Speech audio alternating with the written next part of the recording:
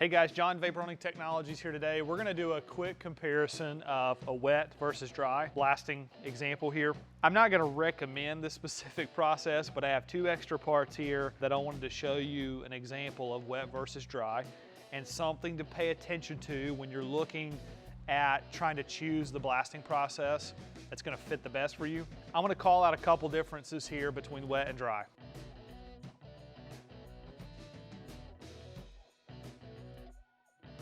Obviously, dry is more aggressive, great for removing coating, great for peening surfaces. You get more impact with that abrasive because there's more velocity there because you're just propelling dry media versus in a wet cabinet, the water's cushioning the abrasive. That's where you oftentimes get those finer finishes, those easier processes to set up. They can't really be messed with. The operator can't really mess up the blasting process in a wet cabinet. You can change the blasting pressure, but that's still not a huge issue in the blasting parameter process. Another big difference between wet and dry is also how you have to pre-clean parts in a dry cabinet. So if I'm gonna dry blast this greasy, oily part, which it's definitely dirty, I'm gonna need to pre-wash this part. So I'm gonna stick this in the hydroblast. I'm gonna parts wash this first, and then I'm gonna blast it. I'm just showing you the difference between wet versus dry. This is not something that I recommend on this specific part. I'm not telling everybody go blast parts in aluminum oxide. I just wanna show you wet versus dry examples and the differences. In a dry cabinet, I'm gonna have to parts wash, and I'm gonna have to dry it, and then I'm gonna dry blast it, because of course in a dry blast machine, you can't have any oil, any grease, any water that's gonna contaminate the media, clump it up, and then the machine's not gonna work. It'll be rendered useless. In a wet cabinet, I can take this dirty, nasty part and I can throw it in the wet cabinet and blast away. That's one of the beautiful benefits of wet blasting. Again, there are differences, there are pros and cons between both processes. Now, I want you to always remember that. There's always pros and cons. Depending on what you're looking for, that's really what's going to determine what process you use. Are you looking for speed? Are you looking for dust-free? Are you looking for no chemicals? Are you looking to be able to add detergents and clean, parts wash and blast clean at the same time? Those are all things you have to take into factor. So we're going to hydroblast this, and then I'm going to show you dry blast first, and then we'll go to wet blast.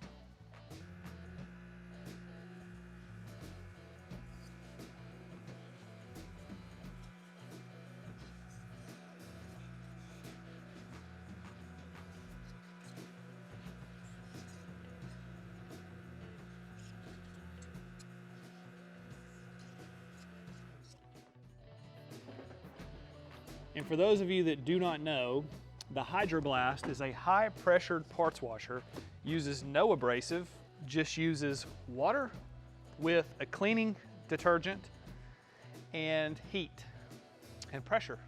So it's a high pressured parts washer.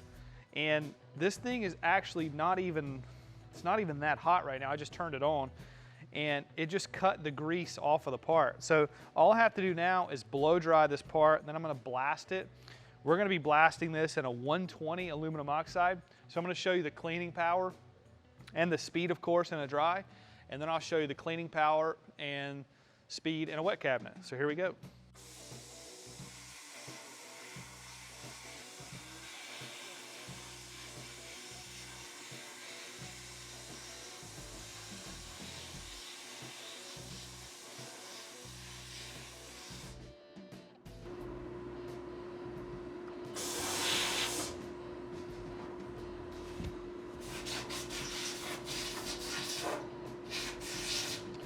So you can see how fast that was.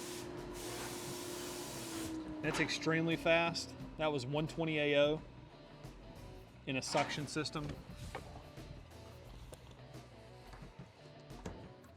This machine here is the VH900 dry blast. We can build this machine in a wet blast or also a parts washer, high pressure parts washer. But there is the finish with 120 grit, aluminum oxide in a dry blast. So that was very quick. Definitely looks chalky. We're gonna be showing you some microscope pictures here in a second. We're gonna do some images and see roughness differences between wet versus dry. Let's go over to the wet. We're gonna make sure we're at 60 PSI, just like we were on the dry blast.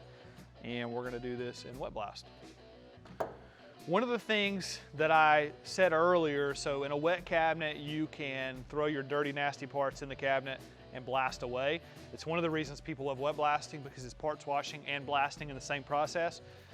However, we showed you if you're gonna dry blast parts, what you have to do when you dry blast, which is get the part basically contaminant free and dry, and then you can, of course, dry blast. So we parts washed it and then we dry blast. This example, we're gonna be parts washing and blasting in the same process.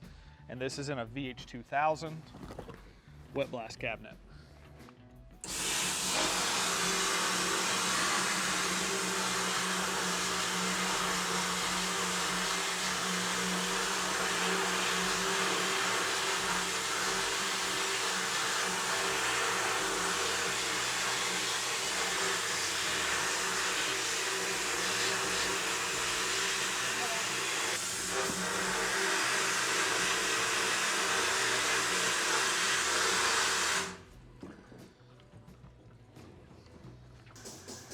So one of the things that I can see here is that from a speed perspective, from the blasting process itself, I'm not seeing a speed difference like you might think, wet versus dry. I'm seeing the same type of processing speed. Yeah, from a blasting speed perspective, I'm not seeing a difference in the speeds of blasting. Let's go put these under the microscope and see what we can see next.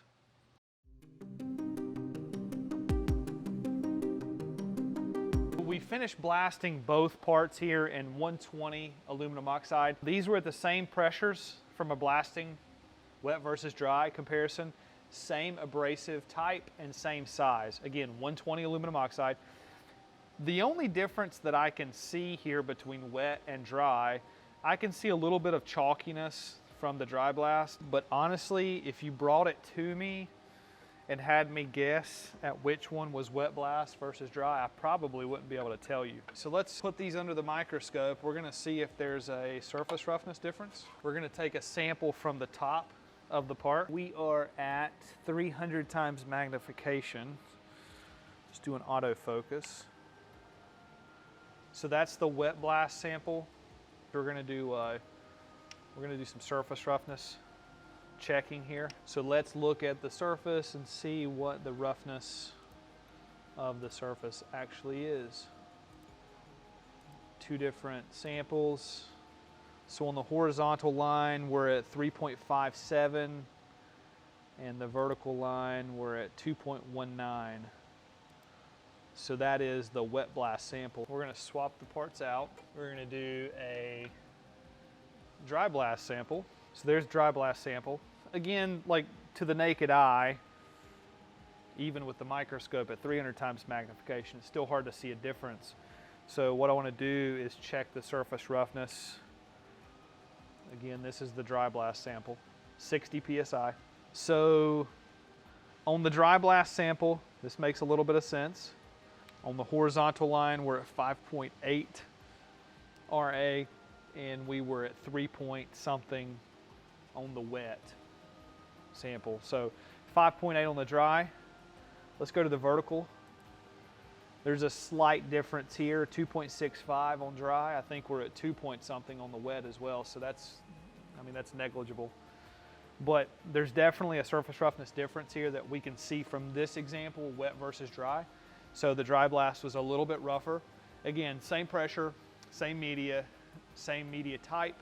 This was 120 grit aluminum oxide, brown aluminum oxide at 60 PSI, wet versus dry. I'm not recommending that you guys blast this specific part with aluminum oxide. I wanted to show you two samples, what the aesthetical differences look like, and of course, microscopically, when we look at surface roughness, what that looks like. So, hope you enjoyed the video. If you like what you saw today, like the video, give us a thumbs up, follow us on all of our other social media platforms.